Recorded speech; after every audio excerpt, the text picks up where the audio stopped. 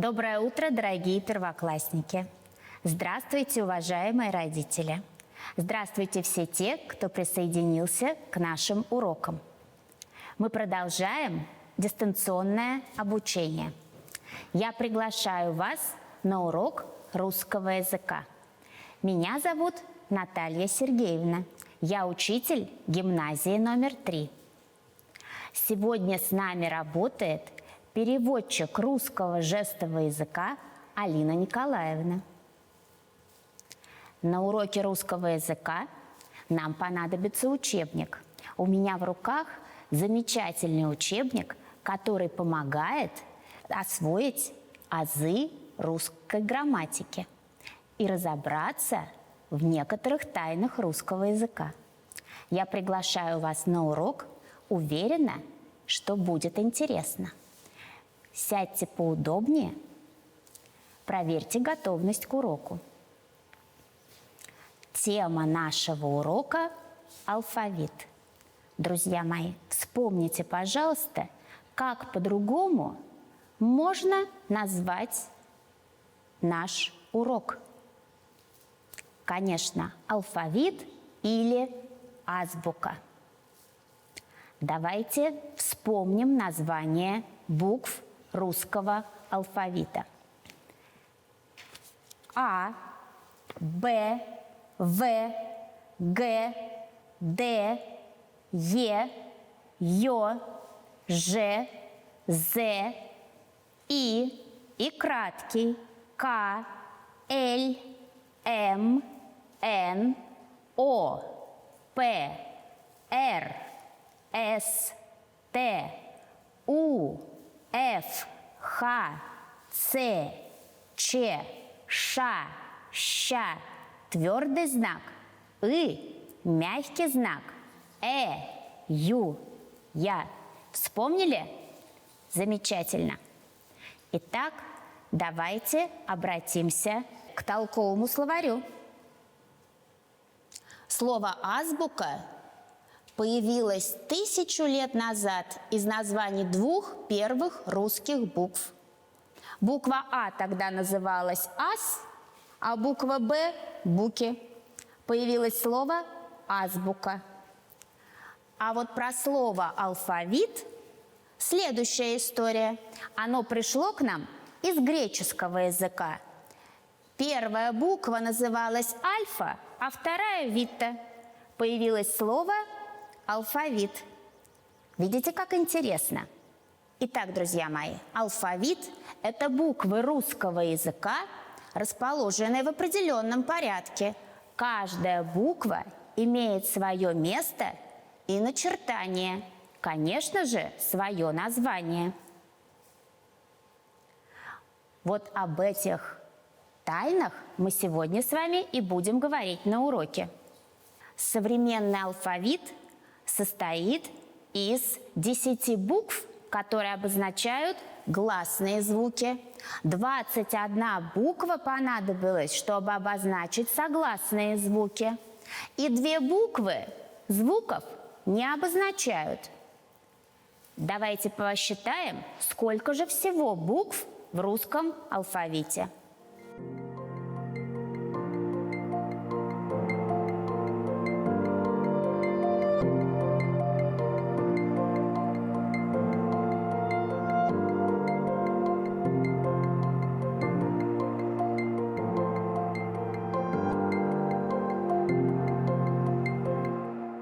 Итак, в алфавите 33 буквы. Напоминаю вам, что буквы Е, Ё, Ю, Я могут обозначать один звук или 2. А для чистописания я предлагаю вам сегодня букву Э, которая занимает 31 место в алфавите. Откройте, пожалуйста, тетради, запишем сегодняшнюю дату. 9 апреля. Переходим к минутке чистописания. Пишем заглавную строчную букву Э. Буква «э» обозначает гласный звук. Напомню алгоритм написания буквы «э». Пишу крючок, плавно поворачиваю, опускаюсь вниз по линии помощницы, не доходя до нижней линии рабочей строки, плавно поворачиваю, пишу качалочку. У буквы «э» есть поясок. Ведем эту линию слева направо. Пишем строчную букву «э». Алгоритм написания очень похож. Пишу крючок, опускаюсь вниз по линии помощницы, дохожу до нижней линии рабочей строки, пишу качалочку. Пишу поясок слева направо.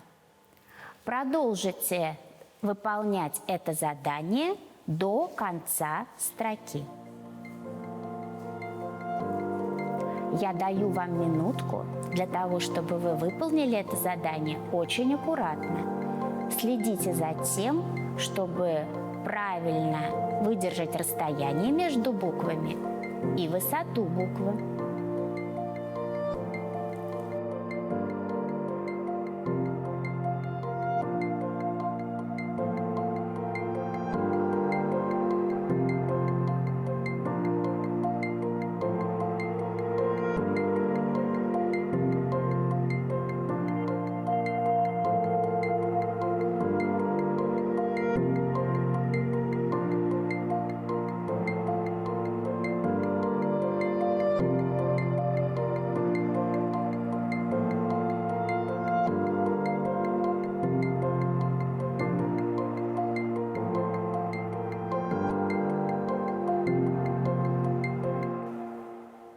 Посмотрите, как у вас получилось. Действительно красиво. Тот, кто старается, у того все получается. А знаете ли вы, что большинство слов с буквы «э» пришли в русский язык из других языков? Посмотрите, пожалуйста, на экран. Так из французского языка в русский язык пришли слова «экран», «этаж». А из греческого такие слова, как «поэма», «эхо». Из латинского пришли слова «экзамен», «экскурсия». Из английского языка слово «эскалатор», а из немецкого языка «эльфы». Удивительно, те слова, которые знакомы нам с детства и которыми мы пользуемся, оказывается, пришли к нам из других языков. А мы с вами продолжаем. Я предлагаю вам еще раз повторить порядок букв в алфавите. Давайте сделаем это вместе. А, Б, В, Г, Д, Е, Ё, Ж, З, И краткий К, Л, М, Н, О, П, Р, С, Т, У, Ф, Х, Ц, Ч, Ш, Щ, твердый знак И, мягкий знак Ю, Я. Я уверена, что у вас получилось. Для того, чтобы перейти к следующему заданию, нам с вами понадобятся перед глазами буквы, которые расположены в алфавитном порядке. Для тех, у кого есть учебник русского языка, на странице 52 есть замечательная подсказка. Итак, друзья мои, я вам сейчас задаю вопрос, а вы постарайтесь давать ответ не спеша и без ошибок. Итак, вопрос номер 1. Назовите буквы, обозначающие гласные звуки. Напоминаю, что их 10. Вспоминайте.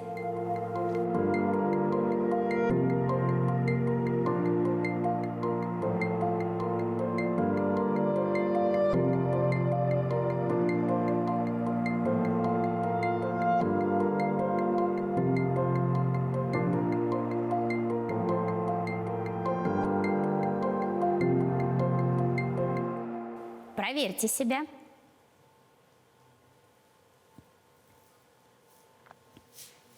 Вопрос второй. Какие буквы могут обозначать два звука?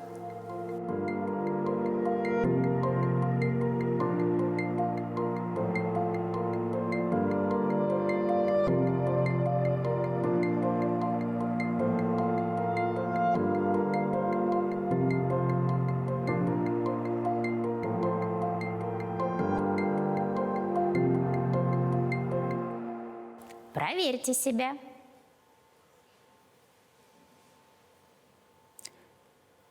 Третий вопрос. Какие буквы указывают на мягкость согласного?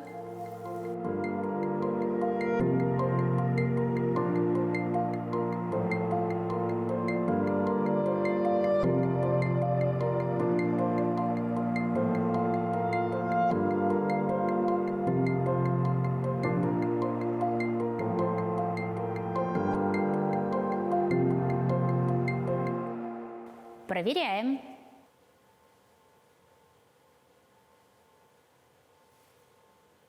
Ответьте, пожалуйста, на следующий вопрос. Какие буквы не обозначают звука? Конечно же, вы вспомнили эти буквы. Их две.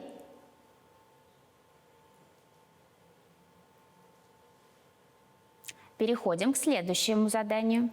Итак, друзья мои, для чего же нам с вами нужен алфавит?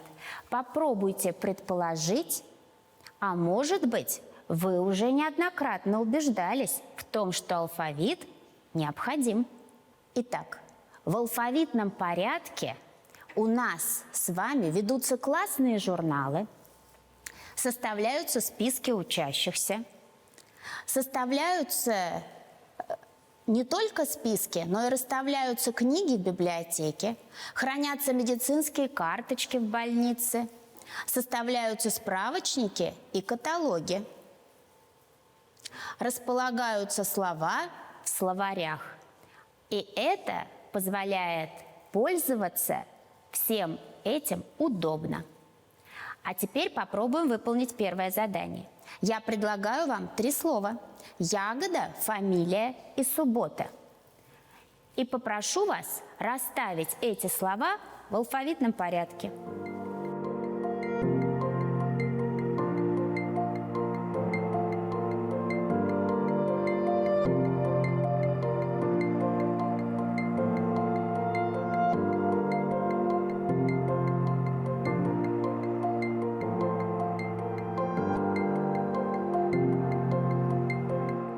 Конечно же, первым из этих слов будет слово «суббота». Затем фамилия, а потом ягода. Словарь – это вся вселенная в алфавитном порядке, сказал Анатоль Франц. Словари, ребята, бывают разные. Какие же бывают словари, на экране я обозначила. Орфографические, толковые, словообразовательные, фразеологические и орфоэпические. С каждым из этих словарей вы обязательно будете работать в школе. Это очень важно. А все слова в словарях расположены в определенном порядке по алфавиту. И сегодня я предлагаю вам воспользоваться орфографическим словарем школьника и выписать слова: огурец, морковь, помидор, пенал. Конечно же, вы узнали, это словарные слова, которые мы с вами учили на этой неделе. Итак, запишите, пожалуйста, словарные слова к себе в тетрадь.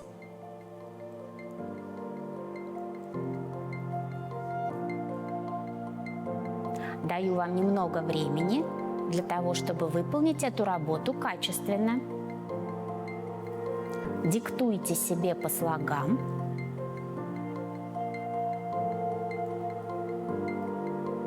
Запоминайте написание слов.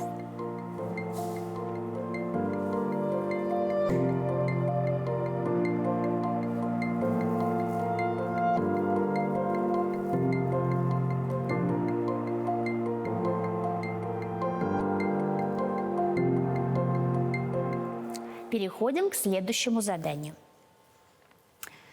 Я предлагаю вам записать слова, которые обозначают эти картинки, в алфавитном порядке. Вы видите льва, белку, ежика и гуся. Воспользуйтесь, пожалуйста, алфавитом для удобства. Запишите с новой строки эти слова в алфавитном порядке. Даю вам минутку на выполнение этого задания.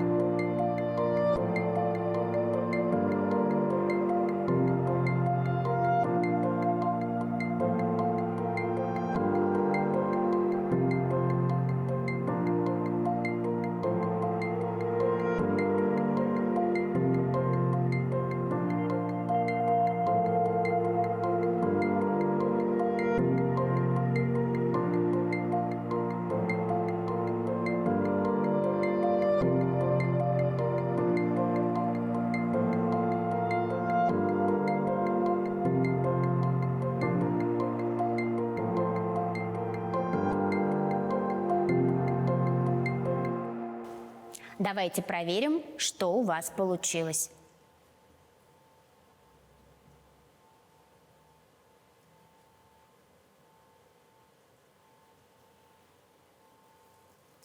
Если вы записали слова в таком порядке, значит, задание вы выполнили правильно.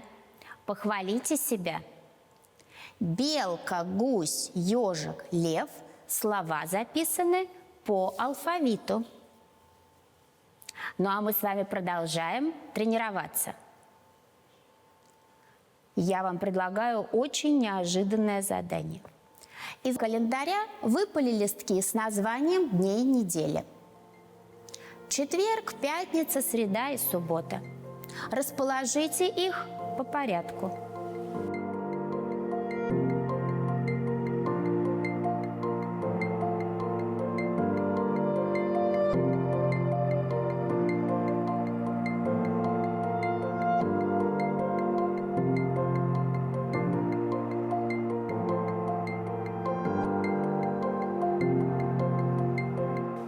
Конечно, для вас это легко. Среда, четверг, пятница, суббота. А если мы располагать будем по алфавиту, то здесь может возникнуть вопрос. Итак, расположили мы слова по алфавиту. Как же поступить со словом «среда» и «суббота»? Ведь оба слова на букву «С». А здесь, друзья мои, есть определенный секрет.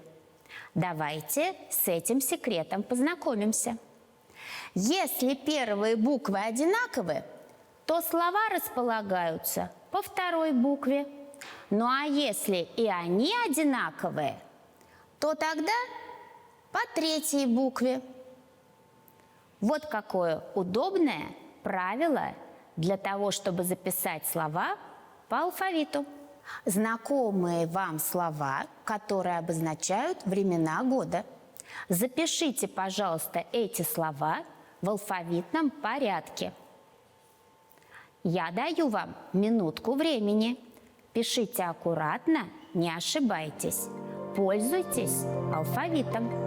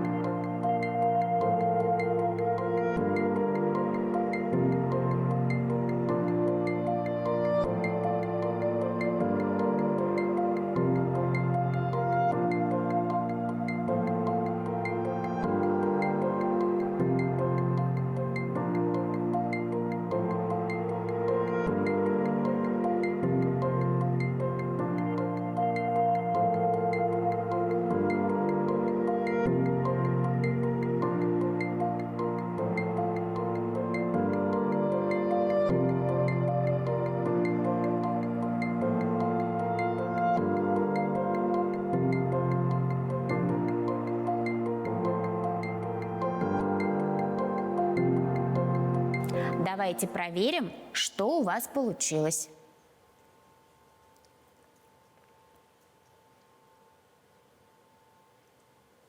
Если слова расположились в таком порядке, следовательно, вы справились с заданием. Вы молодцы. Быть прилежным и внимательным – это замечательное качество ученика. А вот теперь следующее задание. Я предлагаю для вас записать в алфавитном порядке имена людей. Такие слова в русском языке называются имена собственные. Обратите внимание, что каждое слово пишется с заглавной буквы. Имена Виктор, Яков, Гульнара, Аяс, Людмила, Надежда запишите, пожалуйста, к себе в тетрадь в алфавитном порядке. А затем мы проверим, что у вас получилось. Даю вам минутку времени.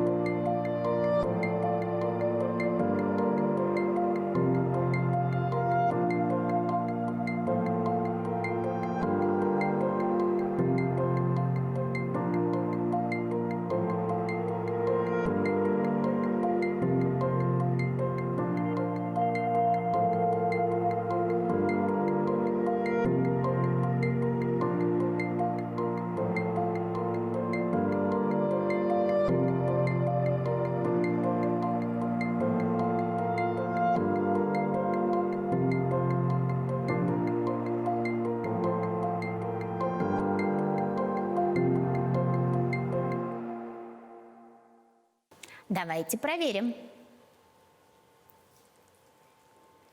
Аяс, Виктор, Гульнара, Людмила, Надежда, Яков. Друзья мои, проверьте, что все слова вы записали с заглавной буквы.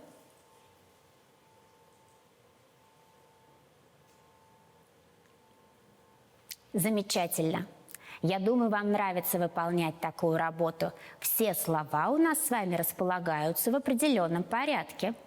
Ну а сейчас я познакомлю вас с друзьями. Фамилии этих детей: Янова, Молодцова, Сенин, Гусев, Петухова.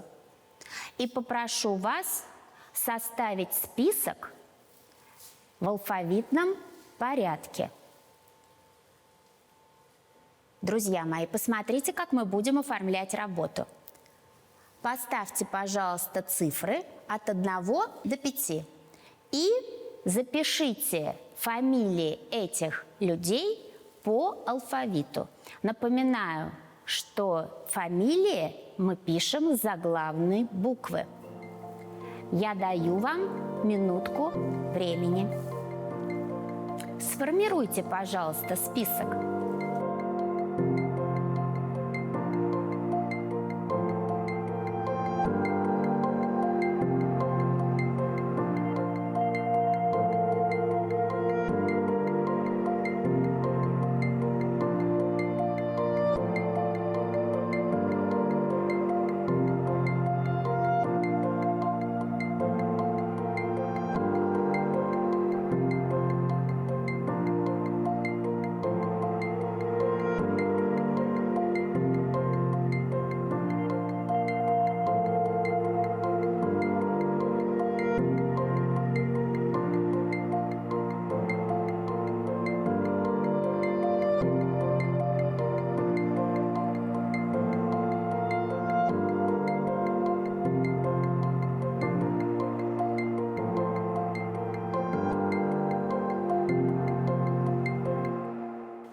А теперь давайте проверим, что у вас получилось.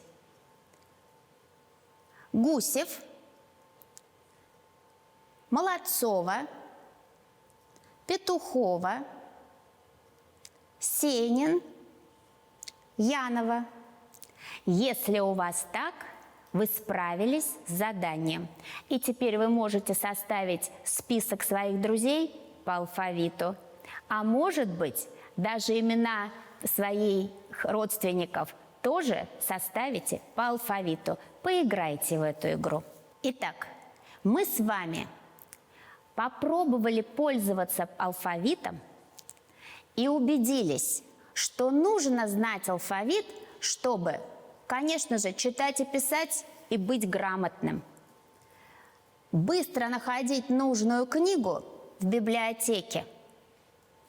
Уметь пользоваться словарем, энциклопедией, каталогом. Будьте грамотными.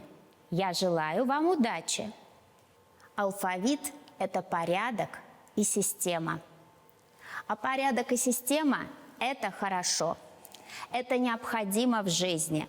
Давайте вспомним знаменитое стихотворение. «Ты эти буквы заучи, их 3 десятка слишком, но для тебя они ключи ко всем чудесным книжкам». Именно азбука и алфавит делает из нас грамотных людей. Спасибо за урок. Вы замечательно поработали. Сейчас у вас переменка, и я жду вас на уроке чтения через 10 минут. Не опаздывайте.